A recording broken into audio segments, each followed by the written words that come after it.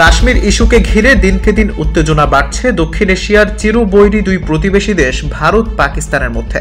নয়াদিল্লি ইসলামাবাদের মধ্যে বাড়তে থাকা উত্তেজনায় দুই দেশের মধ্যে শুরু হয়েছে যুদ্ধ পরিস্থিতি। ভারত শুরু থেকেই পাকিস্তানকে দোষারোপ করে সামরিক হামলা চালানোর মতো নানা কথা বলছে, আর পাকিস্তানও ছেড়ে দেওয়ার পাত্র নয়।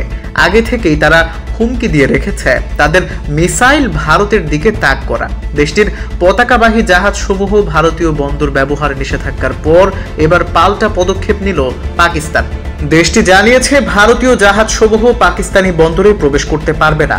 শনিবার পাকিস্তান পাল্টা এই পদক্ষেপের কথা ঘোষণা দিয়েছে।